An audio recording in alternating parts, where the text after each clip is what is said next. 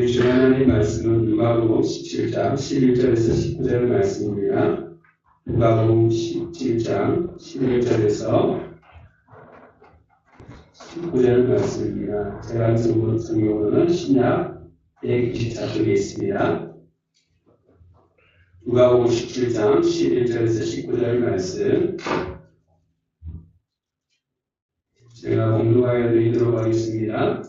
예수께서 예루살렘으로 가실 때에 사마리아와 갈릴리 사이로 지나가시다가 한 마을에 들어가시니 나병 환자 10명이 예수를 만나 멀리 서서 소리를 높여 이르되 예수 선생님이여 우리를 불쌍히 여기소서 하거늘 오시고 이르시되 가서 제사장들에게 너희 몸을 보이라 하셨더니 그들이 가다가 깨끗함을 받은지라 그 중에 한 사람이 자기가 나은 것을 보고 큰 소리로 하나님께 영광을 돌리며 돌아와 예수의 발 아래 엎드려 감사하니 그는 사마리아인이라.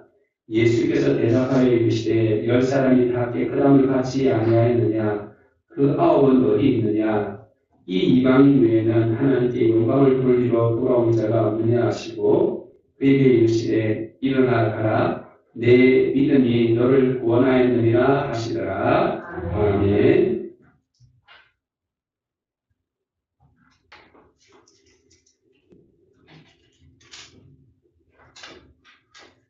제가 재작년에 본 영화 가운데 극한 직업이라고 하는 영화를 봤습니다. 우리나라에서 약 1000만 이상을 사람들이 본 그런 영화이죠. 그 영화에 이한희 씨라고 하는 배우가 등장을 합니다. 그래서 저는 이한희 씨가 이렇게 거기에 보면 나오는 극중에 보면 이제 욕도 잘하고 그 다음에 보면은 이렇게 싸움도 잘하는 모습으로 보여져서 좀 이렇게 굉장히 강한 이미지를 가졌습니다. 제가 얼마 전에 이주희 집사님이라고 하는 집사님의 간증을 들었는데요. 그게 보니까 이한희 씨가 2006년도에 미스 코리아 대회에서 진을 차지한 미스 코리아였더라고요.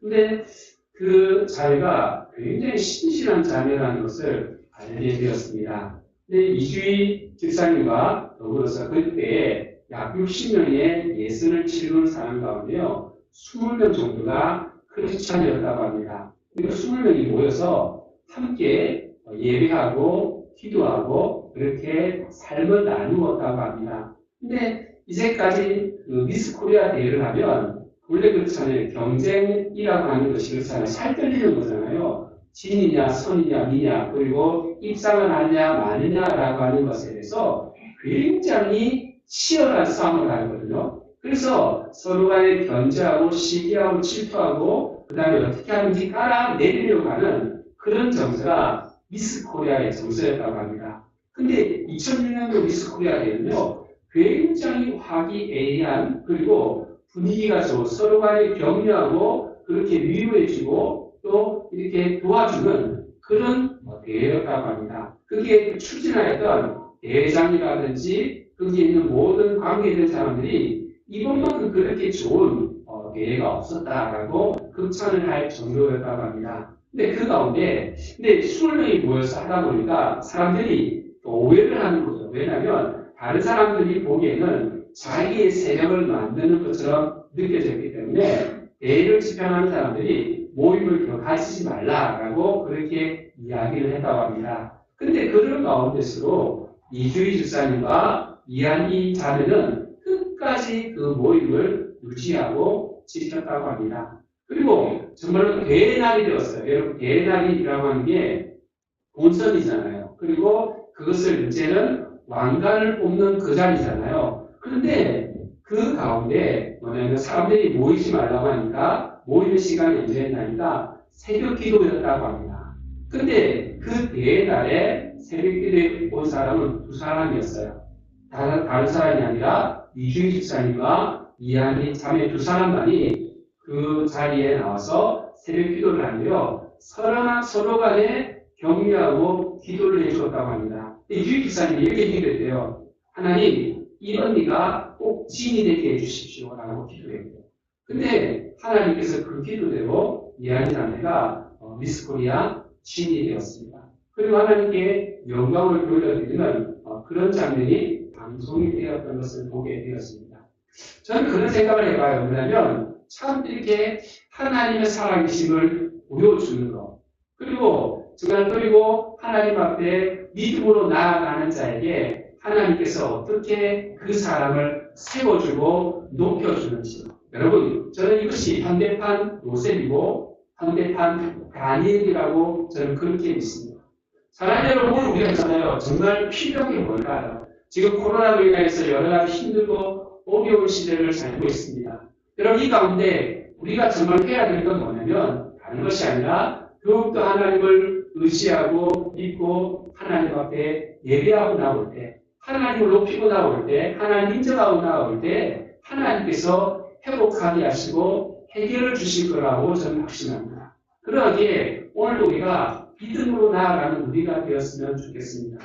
오늘 본문에 보면 예수님께서 예루살렘으로 가시다가 지금 사마리아의 한 동네를 지나가시는 것을 보게 됩니다. 예수님께서 그 마을에 가시는데 어떤 사람들을 만나게 되냐면 10명의 나병 환자를 만나게 되었습니다. 이 나병 환자들이 뭐라고 외치냐면 이렇게 외칩니다. 예수 선생님이여 우리를 불쌍히 여겨 주옵소서라고 그렇게 간절하게 구하게 되었습니다. 그런데 예수님께서 그들의 그 목소리에 응답을 하셨어요. 예수님께서 어떻게 응답하셨냐면 너희 몸을 제사장에게 오리라라고 예수님께서 말씀하셨습니다. 그자 이 10명의 나병 환자들이 예수님의 말씀을 듣고 제사장의 집으로 가는 그 가운데 가다가 어떤 일이 일어나냐면 기적이 일어났어요. 다른 것이 아니라 그들의 몸이 깨끗하게 낫게 되었어요. 여러분, 나병이 떠나가게 되어지는, 낫게 되어지는 치유를 경험하게 되었습니다. 여러분, 이들이 얼마나 기뻤을까요? 이제까지 나병이라고 하는 것이 그런 거잖아요. 천연이라고 해서 사람들과 철저하게 격리가 되어지는 병이 나병입니다. 그래서 사람들은 이 나병 환자를 자기가 살고 있는 동네에서 살지 못하도록 격리를 하는 거죠. 떨어지는 것이에요. 그러다 보니까 가족과도 관계가 떨어지게 되어지고 그 다음에 또 여러 가지 문제에 있어서 단절이 되어지는 것이 뭐냐면 나병입니다. 무엇보다 사람들은요, 이 나병 환자들을요, 돌로 쳐 죽여요. 가까이 오면요, 돌로 있잖아요. 그들을 공격을 해서 어떨 때는 죽음을 당하는 일도 있는 것이 나병입니다. 그러니까 얼마나 외롭겠어요. 얼마나 힘들었겠어요. 이제까지 가진 모욕과 가진 멸시를, 가진 수치를 당하였던 사람들이 그 사람들이에요. 근데 그들이 지금 이 나병에서 노임을 받았어요. 치유를 받았어요. 얼마나 그것이 감격이 되어졌겠습니까? 서로 간에 얼싸안고 부둥켜 안고 여러분 눈물을 흘리고 서로 간에 기뻐하고 즐거워하는 것은 자명한 것이라고 생각이 되어집니다. 자, 이런 상황 가운데 재밌는 게 뭐냐면 한 사람이 예수님 앞에 돌아와서 하나님 앞에 영광을 돌리고 예수님께 감사를 표현을 합니다. 근데 예수님께서 뭐라고 말씀하시냐면 이렇게 말씀을 하십니다. 예수님께서요, 우리 17절 말씀 한번 읽읍시다. 17절 말씀입니다. 시작. 예수께서 대답하여 이르시되 10사람이 다 깨끗함을 받지 아니하느냐 그 9은 어디 있느냐. 아멘. 여러분, 예수님께서 있잖아요. 그 9은 어디 있느냐라고 말씀을 하시면서 예수님께서 그들에게 지금 그 9명의 행방에 대해서 물으시는 것을 보게 됩니다. 우리가 성경을 읽다 보면 있잖아요. 예수님께서 어떤 치유를 일으키고 난 다음에 그 후기를 잘 기록을 하지 않습니다. 그 사람이 어떻게 되었다라고 하는 것에 대해서 잘 다루지 않습니다. 물론 요한복음에 여러 군데를 다루고 있지만 대부분 보면요, 예수님께서 치유를 시켜주시는 것으로 끝이 나는 것을 보게 됩니다. 근데 오늘 예수님께서요, 그 9이 어디 있느냐라고 하시면서 예수님의 9사람들에 대해서 묻고 있는 것을 보게 됩니다. 여러분, 예수님께서 이렇게 물으시는 것은 왠지 이런 의도가 느껴져요. 아니, 왜 이 사람만 살해를 하는지. 우리가 그런 거잖아요. 이 사람이 지금 고침을 받아 10명의 고침을 받았으니까 예수님께서 그것에 대해서 감사를 받고 그것에 대해서 또한 살해해 주는 것에 대해서 지금 어떤 일에 대해서 우리가 그렇잖아요. 돈을 준다든지 이런 상황이 벌어져야 되는데 그런 것이 없어가지고 섭섭하셔가지고 섭섭병이 들어가지고 그런 것인가라고 하는 거죠. 여러분들 오늘 예수님께서요 다른 때는 묻지 않는데 왜 9명은 어디 있느냐라고 물으시는 이유가 무엇이냐라고 하는 것입니다. 여러분 오늘 예수님께서는요 오늘 우리에게 무엇인가 메시지를 던져주려고 하시는 거예요. 어떤 메시지가 있죠? 오늘 예수님께서요 이 9명을 물으시는 건 뭐냐면 하나님의 은혜를 경험하고서도 그 은혜를 자기가 당연하게 생각을 하고 감사하지 않는 자의 모습. 여러분 오늘 하나님 앞에 정말로 책망받아야 될 사람이 어떤 사람인가에 대해서 우리에게 말씀을 하고 있습니다. 사람들은 오늘 있잖아요. 하나님의 은혜를 체험하였어요.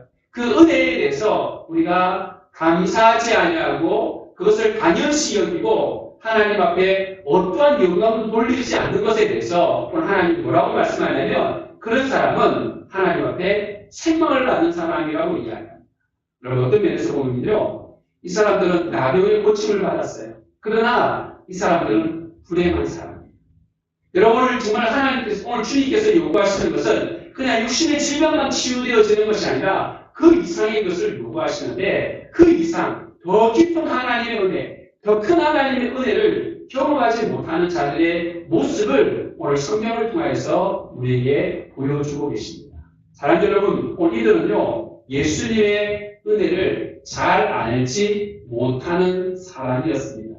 여러분, 예수님의 은혜를 왜 몰랐을까요? 저는 이런 생각을 해봅니다. 예수님께서 지금 만약에 이 10명의 나병 환자들에게 지금 고침을 주셨을 때 보통 그렇잖아요. 예수님께서 뭐 기도를 하신다든지 아니면 선포를 너의 병이 나았느니라 라고 선포를 하시잖아요. 보세요. 여러분 사복음서를 보면 대부분 예수님께서 질병을 고치실 때는 너의 병이 끝났느니라 내 자리를 들고 가라 하면서 질병이 치유된 된 것에 대해서 선포하셨어요. 근데 오늘 본문에는 너희들의 나병이 나았다라고 하는 말씀을 하지 않아요.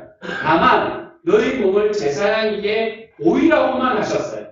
여러분, 그리고 예수님께서 그들에게 손을 얹지 않으셨어요. 만약에 이들에게 얘들아 이리 와라. 내가 기도를 주네. 안수기도를 해주셨어요. 안수기도를 해주셨다면 아마 이런 생각을 했을 거예요. 아, 예수님이 안수기도를 하셔가지고 내 병이 나은가 보다라고 생각을 했을 거예요. 근데 여러분 이들 있잖아요. 그런 생각을 하지 않았어요. 여러분 이렇게 말씀을 합니다. 우리 15절 말씀 한번 봅시다. 15절입니다. 14절 말씀입니다. 시작. 오시고 이르시되 가서 제사장들에게 너희 몸을 보이라 하셨더니 그들이 가다가 깨끗함을 받은지라. 아멘. 여기 가다가라고 하는 단어를 보세요. 이 가다가라고 하는 단어가 뭐냐면요. 이런 거예요. 지금 가는 도중에 저절로 난 거예요. 이들은 이런 생각을 했어요. 뭐냐면 지금 가다가 그냥 우연인 것처럼 낫게 되었다라고 생각을 하는 거예요. 여러분 이것을 어디에서 잘 알 수 있냐면 여기서 잘 알 수 있습니다. 우리 18절 말씀합니다. 18절입니다. 시작. 이 이방인 외에는 하나님께 영광을 돌리러 돌아온 자가 없느냐 하시고 아멘. 여러분 예수님께서 이 사람 돌아온 사람이 누구라고 말씀하냐면 사마리아 사람이라고 17절에 말씀을 합니다. 그리고 이 사람은 이방인이라고 이야기해요. 그 말을 유추해 본다고 한다면 9명은 어떤 사람들이에요? 유대인이에요. 이 유대인들은 어떤 생각을 가지고 있냐면 자기들은 하나님의 선민이라고 택한 민족이라고 택한 백성이라고 그렇게 생각을 해요. 여러분 이들이 지금 나병에서 고침받는 건 뭐냐면 자기들은 유대인들입니다. 우리는 하나님의 택한 백성이기 때문에 낫는 것이 이때까지 우리가 기도하고 또 우리가 하나님을 찾고 구했더니 그냥 그것이 때가 되어서 저절로 고침을 받은 것처럼 그렇게 생각했다는 거예요. 그렇게 오해했다는 거예요. 여러분 이들이 있잖아요. 예수님의 그 은혜, 자기들이 치유해 주신 분이 예수님인데 그 은혜를 그들이 깨닫지 못하고 알지 못하였기 때문에 그들은 예수님 앞에 나오지 못했던 것을 보게 되었습니다. 여러분 우리도 그런 경우들이 참 많이 있습니다. 여러분 주님이 고쳐주셨는데요. 어떤 사람은요. 그것이 병원에서 고쳐준 것처럼 아니 약이 좋아서 저는 그런 생각을 많이 해봐요. 어떤 분들은 교회에서 그렇게 기도를 많이 했어요. 교회에서 낫기를 위해서 회복되어지기 위해서 그렇게 간절히 기도했어요. 근데 어느 병원에 갔더니 자기가 병이 잘 나아가지고 보통 잘 아다리 딱 딱 잘 맞아가지고 아담이 돼가지고 그 병원 때문에 자기가 고침을 받는 거죠. 그리고 어떤 약을 먹었더니 그 약이 좋아서 내 병이 나은 것처럼 그렇게 생각해요. 예전에 저희 부모님들이, 저희 아버님이 치유사역을 하세요. 치유사역을 하는데, 저희 그 치유사역을 하는 가운데 한 분이 암을 앓고 계신 분이 계셨어요. 그래서 저희 아버님이 그분을 위해서 그렇게 기도를 많이 했어요. 근데 기도를 많이 했는데, 정말 암 말기 환자이셨는데요. 많이 회복이 되셨어요. 많이 회복이 되어지고 치유가 됐어요. 오직 기도만으로 그렇게 많이 낫게 되었어요. 근데 이분이 현대아산병원에 오셔가지고 치유를 받는데, 이분이 무엇을 하셨냐면, 거기에 나오는 신약이 나오면 그 신약에 대해서 개발이 되어지면 그 신약을, 그것을 먼저 경험을 하고 그 후기를 알려주는 그런 체험을 하는 분이었어요. 근데 이분이 항암 치료를 받고 항암제를 계속 이렇게 저희 아버님이 기도하면서 이제는 그렇게 항암 치료를 받지 않아도 될 것 같습니다라고 이야기했는데, 이분이 그냥 병원에서 약이 좋다고 그러니까 그 약을, 항암제를 먹었어요. 먹고 난 다음에 병원에서 있잖아요. 이분이 많이 암이 사라진 것을 보면서 그 암 치료제 때문에 잘 되었노라고 이야기하면서 현대아산병원에서 스타가 됐어요. 왜냐하면 이분이 예우가 좋은 사람이라고 이야기를 해가지고 사람들에게 언론이 보도가 되어지고, 그리고 병원에 대한 이미지를 내키는 데 있어서 굉장히 좋은 어떤 그런 이야기거리가 되어진 거예요. 그래서 뭐 사진도 찍고 인터뷰도 하고 그렇게 했어요. 근데 그 어느 날 배가 아파가지고 병원에 갔어요. 근데 좀 이상하다고 해서 이제 현대아산병원에 갔어요. 근데 갈 때는 걸어서 갔어요. 근데 나올 때는 못 돌아오셨어요. 근데 보니까요, 이렇게 나중에 검사를 해보니까 이분에 있는 장기가요, 싹 다 뭐가 내려버려요. 다른 장기, 물론 그것이 폐쇄되어 있는 것이지만 그 항암제에 의해서 그 장기들이 다 녹아버려요. 저는 그런 생각을 해봐요. 하나님이 고쳐주셨다고 하면서 믿었다고 한다면 하나님을 의지하고 믿음의 방법으로 끝까지 가야 하는데, 우리들은요 그러지 않아요. 여러분, 우리는요 뭐가 더 우선이냐면 병원이 더 우선이고요, 의사가 더 우선이고, 약이 더 우선이에요. 제가 병원을 무시하는 것도 아니고 의사를 무시하는 것도 아니고 약을 무시하는 것도 아니에요. 하나님 그 방법을 통해서도 분명히 역사하시는 것을 저는 믿습니다. 그래서 중요한 건 뭐냐면 우리가 믿음으로 하느냐 하지 않느냐. 오늘 이 9명 사람처럼 주님이 고쳐주셨는데 그것에 대해서 감사하지 아니하고 무엇인가 저절로 행운인 것처럼 그렇게 착각하는 것은 잘못된 것이다라고 하는 것을 오늘 말씀을 통해서 가르쳐주고 있습니다. 또 하나는 뭐냐면 이들은요 감사의 대상을 착각을 하였습니다. 이들이 지금 나병에서 고침을 받았습니다. 이들이 고침을 받았을 때 제일 먼저 생각난 사람이 어떤 사람일까요? 자기 때문에 고통을 받았던 가족. 아마 아내일 수 있겠지요. 그리고 또 자기 자식들이, 여러분 그렇잖아요. 한 명의 질병, 나병 환자가 발생을 하면 그 일로 인하여서 그 가족이 얼마나 많은 피해를 겪는지 우리는 지금 보고 있습니다. 코로나가 그렇잖아요. 코로나가 한 사람 딱 걸리면 그걸로 인해서 돈 밀었잖아요. 여러분, 지금 한 사람이 만약에 우리 교회에 확진자가 생기면 우리 교회는 폐쇄가 되어져요. 2주 동안 폐쇄가 되어집니다. 여러분, 이게 연좌제처럼 그래요. 가족뿐 아니라 학교뿐 아니라 직장 모두가 있잖아요. 연쇄 반응처럼 일어나는 거예요. 우리가 나병도 그렇잖아요. 나병이 무서운 게 뭐냐면 전염성이 강하잖아요. 그렇기 때문에 그걸로 인해서 가족이 얼마나 많은 피해를 겪었어요. 아마 그 가족이 생각이 났을 겁니다. 그래서 고침을 받자마자 제일 먼저 생각난 자기의 그 아내를 향하여서, 자식을 향하여서, 부모님을 향하여서 나아갔을 것이라고 생각합니다. 어떤 면에서 이런 것도 있을 거예요. 자기를 위해서 기도해 준 사람.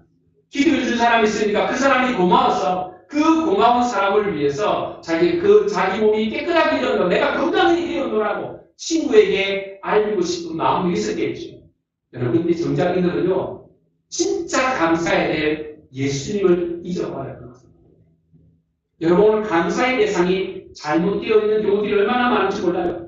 여러분, 우리가 주님의 은혜를 많이 경험을 했어요. 주님의 은혜를 많이 받았어요. 근데 여러분, 정작 그것에 대해서 감사하고 진심으로 하나님 앞에 영광을 돌려드리는 사람이 얼마나 있는가라고 하는 것입니다. 여러분 어때요? 여러분들 정말로 주님의 은혜에 대해서 감사하는 삶을 살고 있습니까? 아니 그것에 대해서 보답하는 그런 삶을 살고 있느냐라고 하는 것입니다. 오늘 있잖아요. 이들은요. 참으로 불쌍한 사람인 이유는 다른 것이 아니라 더 큰 은혜를 경험하지 못하였다는 것입니다. 우리 19절 말씀 한번 읽어보도록 하겠습니다. 19절 말씀입니다. 시작. 그에게 이르시되 일어나 가라. 내 믿음이 너를 구원하였느니라 하시더라. 아멘. 사랑하는 여러분, 오늘 있잖아요. 나병보다 더 무서운 게 뭐죠? 여러분, 나병보다 더 무서운 것은요, 지옥입니다. 여러분, 지옥이 있어요. 오늘 있잖아요. 하나님께서는, 주님께서는 오늘 이 10명의 나병 환자에게 원하시는 것은 단순하게 나병을 고치는 것이 아니었어요.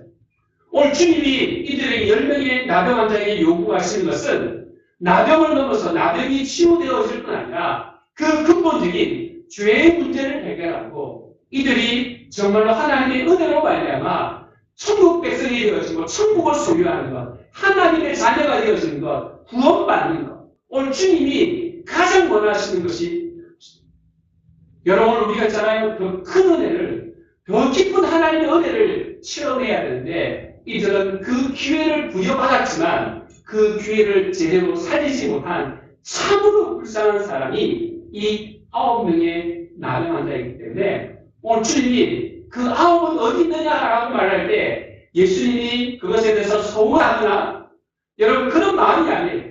오늘 주님은 안타까운 마음을 가지고 있는 이들에게도 구원의 길이 열려요.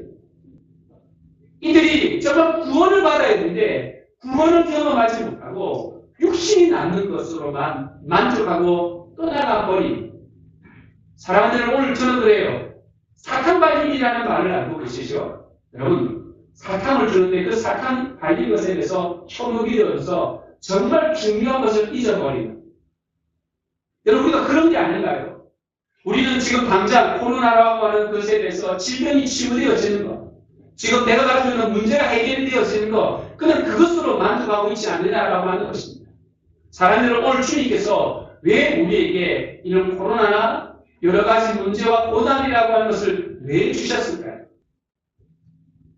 제가 얼마 전에 들었던 간증 가운데 윤치영 목사님이라고 하는 분의 간증을 들었어요.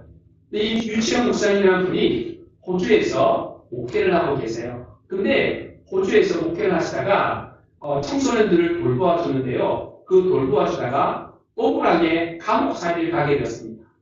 그 가정이 어려운 가정이었고 그리고 이 아이가 이렇게 지금 여러 탈선한 것에 대해서 목사님이 열과 성을 다해서 이 아이를 도와줬는데요. 이 아이는 목사님을 고발을 했어요.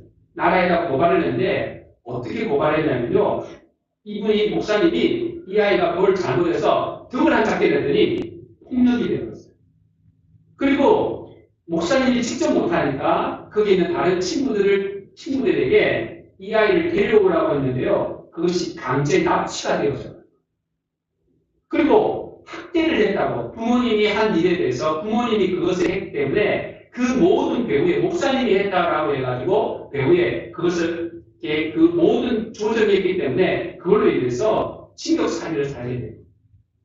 이분이 감옥에서 억울하게 감옥살이를 하면서 있잖아요. 여러 가지 아픔을 겪으면서 벌였던 이야기에서 간증을 하는데요. 근데 하나님이요, 이분이 이런 고백을 해요.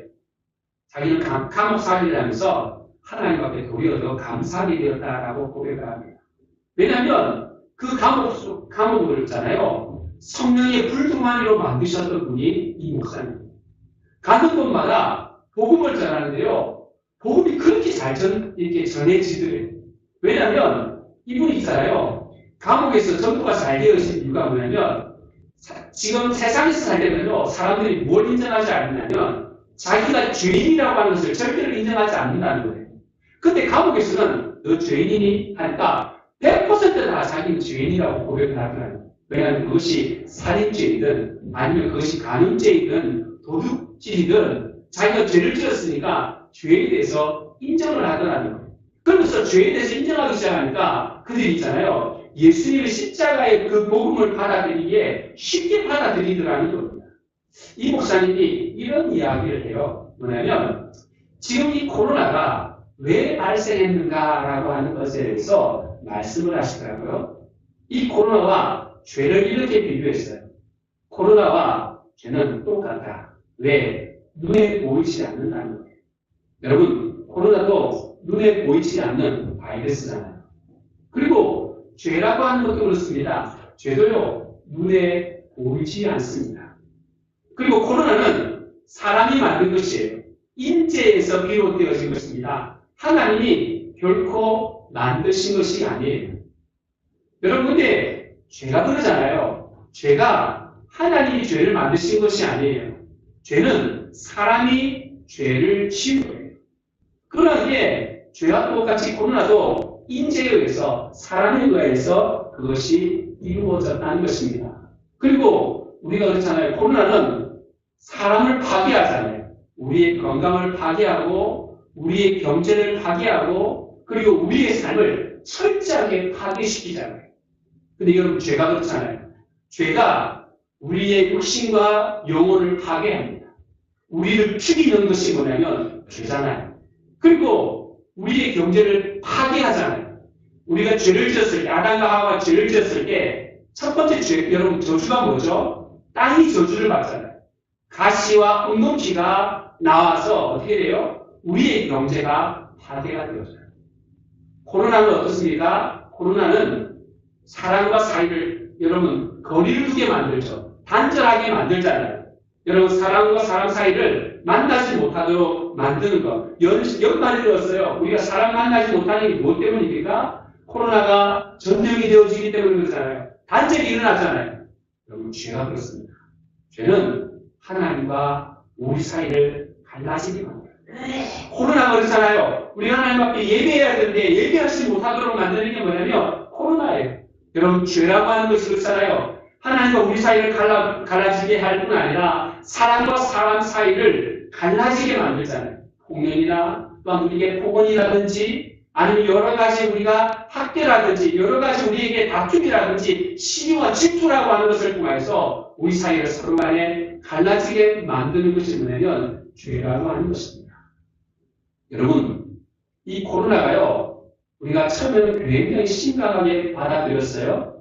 근데 지금은 뭐라고 얘기하냐면 포스트 코로나라고 해가지고 우리가 이제 코로나로 인해서 어떻게 이제는 더불어서 코로나와 더불어 살아갈 것인가에 대해서 사람들이 연구를 하고 그것에 대한 방안을 제시하고 있습니다. 그 말이 뭐냐면 코로나에 대해서 점점 무뎌지고 있다는 것. 지금 우리가 지금 1000명을 앞두고 있잖아요. 1000명을 앞두고 있는데 왜 그럴까요? 코로나에 대한 우리가요 의식이 많이 무뎌져 있기 때문에 그래요. 처음에는 우리가 얼마나 예민했습니까? 조심했어요. 근데 그것이 무뎌지니까 그 조심함이 여러분 해체가 되어지는 것을 보게 돼요. 죄가 그래요. 처음에 우리는 죄에 대해서 벌벌벌 떨어요. 죄에 대해서 우리는 무서워하고 죄에 대해서 우리는 잘 민감하게 반응을 했어요. 근데 여러분 지금 어떻습니까? 죄를 당연하게 생각하고 있습니다. 나만 그런가? 다른 사람도 다 똑같은 거. 뭐 그럴 수 있지 뭐 하고 우리는 어물쩍 죄를 넘어가고 있는 것을 보게 되었습니다. 여러분 죄에 대해서 무뎌지면요 성경은 뭐라고 이야기합니까? 양심이 화를 맞았다라고 이야기합니다. 여러분 양심이 화를 맞으면 자기가 죄를 지고도 죄라고 생각하지 않아요. 여러분 그것을 여러분 죄인이라고 생각하지 않아요. 여러분 그것을 받아들이지 않아요. 여러분 코로나는 여러분 치료자가 없으면 안 돼요. 여러분 내부적인 힘으로서 그것을 이겨낼 수 있는 힘이 없습니다. 백신이 필요하죠. 강력한 백신, 강력한 치료자가 필요합니다. 여러분 우리가 있잖아요. 이것은 아는 것으로 되는 것이 아니에요. 여러분 또한 마찬가지죠. 여러분 죄라고 하는 것이 우리의 힘으로 해결할 수 있나요? 우리의 힘으로 절대로 해결할 수가 없어요. 여러분 우리에게 이 죄에 대한 백신이 필요한데 그 백신이 뭐죠? 예수님의 십자가. 예수님의 십자가 외에는 여러분 이건 들어와야 돼요. 여러분 치료제가 내가 그것을 약을 먹든지 아니면 내가 주사를 맞든지 백신이 내 몸에 들어와야지만 내가 나음을 입을 수 있는 것처럼 여러분 이 죄의 문제를 해결하기 위해서는 예수님의 십자가, 여러분 예수님의 그 보혈이 우리 속에 들어와야지만 그래야만이 진정으로 우리가 구원을 받고 나음을 받을 수 있다는 사실을 믿으시기 바랍니다. 사랑하는 여러분, 오늘 우리가 있잖아요. 이 코로나를 알고 있어요. 조심해야 된다는 거, 내가 이것을 우리가 치료했어야 된다는 거 알고 있어요. 근데 여러분, 이것을 직접 경험하지 않으면 안 돼요. 여러분, 백신을 맞아야 되는 것처럼, 여러분, 예수님의 십자가를, 여러분, 예수님을 모르는 사람 있나요? 아마 이 세상에, 여러분, 우리나라 사람들 가운데 하도 우리가 많이 전도하고 교회에 대한 이야기를 많이 하니까, 그리고 크리스마스가 있잖아요. 여러분, 예수님 오신 날이라고 하는 것에 대해서 모두가 다 성탄절을 알고 있어요. 예수님을 알고 있지만 정작 믿지 않아요. 여러분, 예수님을 내 마음속에 나의 주, 나의 하나님을 하고 믿고 고백하지 않으면 나와 아무런 상관이 없다는 사실을 기억하시기 바랍니다. 여러분, 우리가 이 복음이 우리 가운데 있지 않으면 안 된다는 거예요. 사람들 여러분, 그렇습니다. 오늘 우리 시대에 정말 필요한 건 뭐죠? 이 코로나에 진짜 필요한 것은, 진짜 백신은 예수님인 줄 믿으시는 저와 여러분들이 되어지기를 주님의 이름으로 축복합니다. 여러분, 그리고 오늘 우리가 있잖아요. 복음을 전할 기회, 제가 이야기했잖아요. 코로나와 죄를 비교하면서 예수님의 십자가에 대해서 이야기했던 것처럼, 여러분 오늘 있잖아요. 여러분 우리 주변에 이 코로나와 죄를 비교하시면서 복음을 전하는 기회로 삼고 나가는 우리가 되어지기를 간절히 소망합니다. 사랑하는 여러분, 오늘 있잖아요. 우리가 주님의 은혜에 대해서 얼마나 감사하고 있습니까? 여러분, 우리가 사실 그렇잖아요. 주님께 많은 은혜를 받았잖아요. 내 개인적으로. 우리가 2020년도를 돌아봤을 때 힘들고 어려운 시기를 보낸 건 분명한 사실입니다. 그럼에도 불구하고 감사할 제목이 얼마나 많이 있습니다. 어제 기억에 제가 크리스마스 추리를 하면서요. 이런 이야기를 하더라고요. 목사님, 요즘 연말이 돼서 너무 바빠요. 너무 바빠서 힘들어요. 그런데 마지막에 이런 말을 해요. 그래도 감사해요.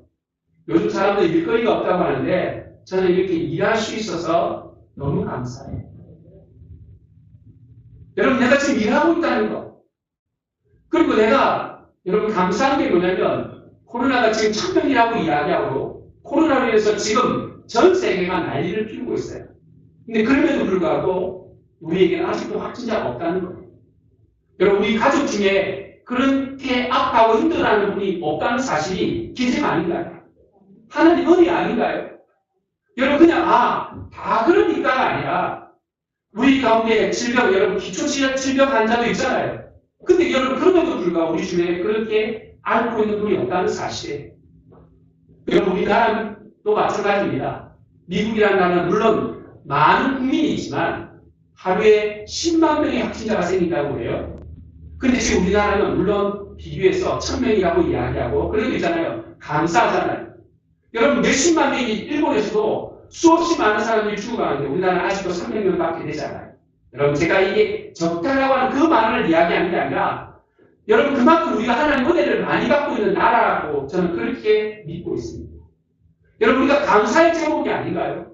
우리 주변에 하나님이 정말 많은 은혜를 주셨는데 중요한 건 내가 얼마만큼 그 은혜에 대해서 감격해하고 감사하고 보답하는 삶을 살고 있느냐라고 하는 것입니다. 여러분, 오늘 1대9예요. 여러분, 9명은 감사하지 않아요. 주님의 은혜에 대해서 전혀 nothing, 전혀 깨달음이 없어요. 그냥 무덤덤하게 그냥 넘어가 버리고 있다는 사실이에요. 구렁이 남 넘어가듯이. 근데 여러분, 우리가 지금 그렇게 살고 있지 않습니까? 주님의 은혜에서 정말 감격하고 감사하고 그것에 대해서 정말 기뻐하고 즐거워해야 되는데 우리는 정작 내가 뭔가 없어가지고 그것에 대해서 부들부들 뜨면서 여전히 불평하고 원망하고 있지 않습니까? 사랑하는 여러분, 오늘 내가 주님의 은혜를 받은 자라고 한다면 그 주님의 은혜에 대해서 감사하고 보답하는 삶을 살아가는 저와 여러분들이 되어지기를 주님의 이름으로 축복합니다. 여러분, 오늘 있잖아요. 한 사람, 여러분 주님 앞에 감사의 제사를 드렸던 그 사람을 오늘 주님께서 하나님께 영광을 돌려드리는 사람이라고 말씀을 하고 있습니다. 여러분, 오늘도 우리가 주님의 더 큰 은혜를 받아 누리시기 위해서 여러분 주님의 은혜에 대해서 날마다 깨닫고 감사하고 기뻐하고 질투하는 삶을 살아가는 우리 모두가 되어지기를 주님의 이름으로 축복합니다. 기도하겠습니다. 하나님,